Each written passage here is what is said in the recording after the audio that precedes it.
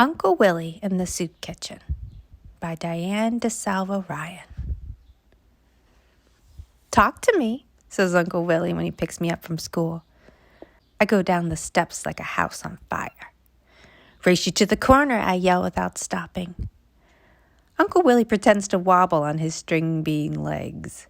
He makes me laugh so hard that he gets to the corner before I do. When Mom's at work, Uncle Willie's job is to keep an eye on me. This is fine with me, and it's just fine with Uncle Willie. But during the day while I'm at school, my Uncle Willie has another job. He works at the soup kitchen. "We fed a lot of people today," says Uncle Willie. "Spaghetti and meatballs. Good thing the bakery truck stopped by to give us extra bread." Uncle Willie checks his pocket and sprinkles crumbs onto the sidewalk. I check my pocket, too, and pull out my paper telescope. "Why do you work there, anyway?" I ask, eyeballing Uncle Willie. "It's important," Uncle Willie tells me. "Sometimes people need help." Way up the block, I hear the can man's clangety cart, piled high with empty cans he finds in our neighborhood. My mom says he cashes them in for money at the supermarket. Whenever I see the can man, he's pushing his shopping cart in the street. Today he's on the sidewalk, though, moving his clangety cart right toward us. "Let's go," I whispered Uncle Willie, but I don't think he hears me. "How's business, Frank?" Uncle Willie hollers. "One more block and I'm done for the day," the can man hollers back. Uncle Willie picks up an empty can and tosses it into the cart. "2 points for the basket," the can man says. Then he hunches back over his cart to give it one long push. I listen to the sound of those rattly wheels, clangety-bump, until they are far, far away. "Since when do you know that can man?" I ask Uncle Willie. "Since Frank came to eat at the soup kitchen," he says. "But why doesn't Frank eat at his own house?" I ask. "Doesn't he have a place to live?"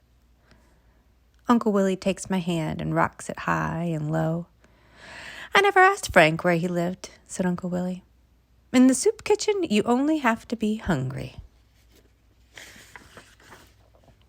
When Mom walks me to school the next morning, I see a woman sleeping on the park bench. "She looks lonely," I say. I feel kind of sad when I see her. Mom says there's a lot of lonely people these days. That's why I'm proud of Uncle Willie. He's doing something to help. But I wonder what it's like to work inside a soup kitchen. I mean, Uncle Willie goes there almost every single day, and I've never even gone with him once. Mom hands me my milk money and scoots me up the front steps. "Why don't you ask Uncle Willie to take you next Monday?" says Mom. "Remember, you have a day off from school." "All set?" asks Uncle Willie, bright and early Monday morning. "All set," I say. I check my pocket and pull out my telescope. Uncle Willie grabs his cap and stuffs his pockets with bread. Mom kisses me goodbye and tells us both to keep out of trouble. The soup kitchen is not too far from where I live, but it feels like a very long way. We pass my school, we pass the supermarket, the drugstore, the bakery, and the laundry. When we get to Mr. Anthony's meat market, I'm dragging my feet. "Let's stop and see if Mr. Anthony has anything for us today," said Uncle Willie. Mr. Anthony's door has a little bell on top that rings whenever it opens. "Hello already," Uncle Willie hollers. "Hello yourself," Mr. Anthony says. "Have I got something special for you?" When Mr. Anthony comes out from the back, he hands Uncle Willie a lumpy brown bag. He gives me a brown bag, too. "Chicken for the soup," Mr. Anthony tells us. "Food for a feast," says Uncle Willie. The little bell rings again when the door closes, and I wave goodbye through the big front window.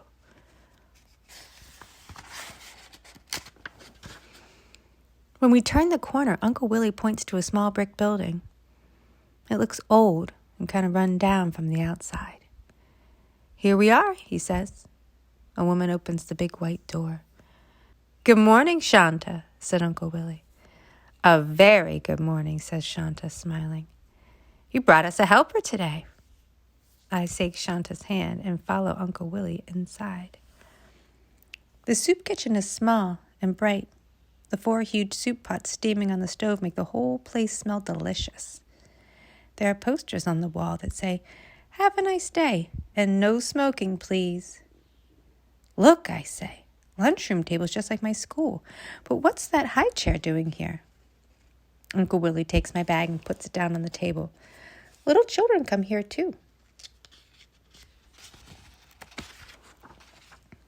"Now let me introduce you all around," said Uncle Willie. First, I meet a cat. "This is Underfoot," Uncle Willie tells me. "Underfoot works the night shift down in the basement. And over there is Brother Mike."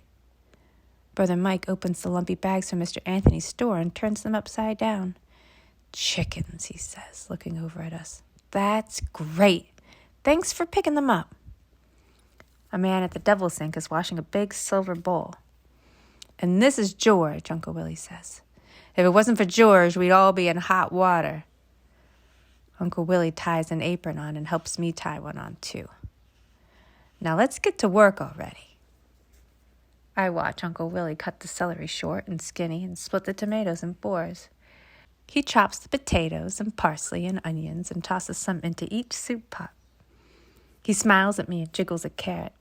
"Perfect," Uncle Willie hoots and finishes off the string beans. "Will you help me sort the fruits and vegetables?" Shanta asks. "The market gave us so much fruit that we could make a salad today." I separate the fruit and put it in the sink to wash. While Shanta slices, I mix the fruit inside the big silver bowl with a wooden spoon. Everything comes extra big around here. George walks over from the sink and opens a really big can of peanuts. He says he wouldn't mind one bit if he had some extra help. I put 1 big bowl of peanuts, 1 big plate of sliced cheese, 1 big dish of butter, and 2 big baskets of bread on every lunchroom table. I'm hungry," I say when Brother Mike gives every pot just 1 more stir. "Break time," he says. "Help yourself to a bowl of soup." "Sit down already," Uncle Willie tells me, "and make yourself uncomfortable."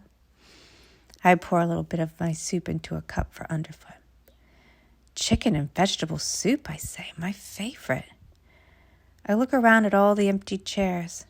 "But what if there's not enough soup?" I ask. Uncle Willie waves his hands. "It's just like magic," he tells me. "There's always a little bit more." He pulls something out of his pocket. "This little clicker will count how many people come here today so that we can make enough food for tomorrow." When I'm finished eating, I peek outside and see a long line of people from the soup kitchen door to the corner. "I used to be out there on those lines," says George, "but now I'm in here helping." I stare out the window and reach for Uncle Willie. "Are all those people homeless?" I whisper. "Is George homeless too?"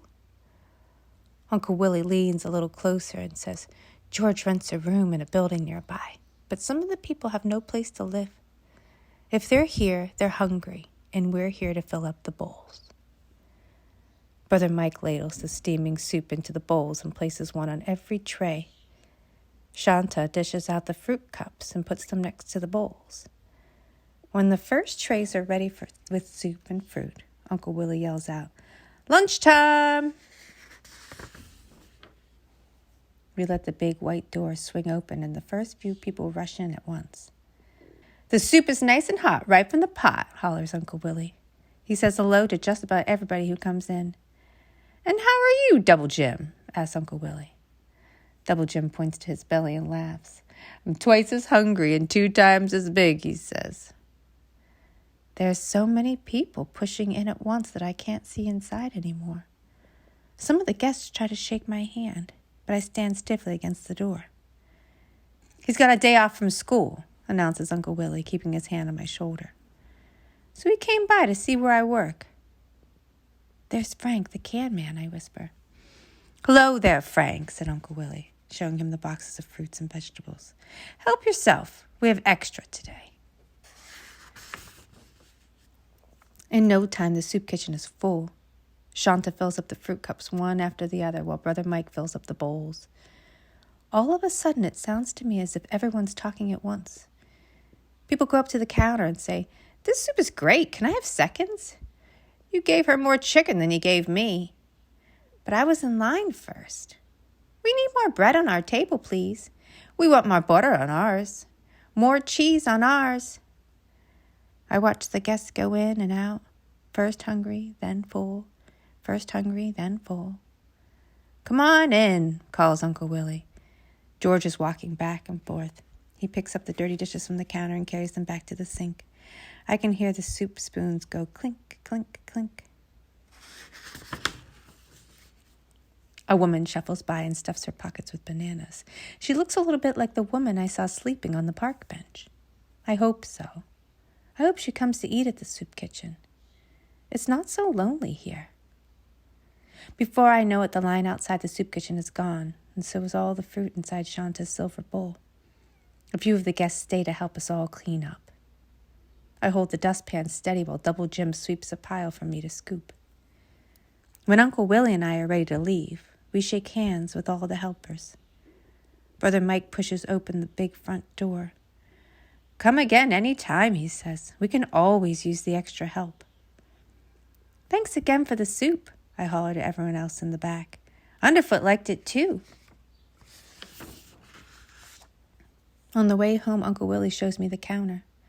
We've fed 121 people today, he tells me. That's a lot of citizens. I pull my paper telescope out of my pocket and eyeball Uncle Willie. Uncle Willie looks like one big smile. Laughing, he picks up an empty can and hands it to me. I take the can and head for the trash. I turn, I fake, I jump, I shoot. Talk to me, says Uncle Willie, and he hoots as I score 2 more points for the basket.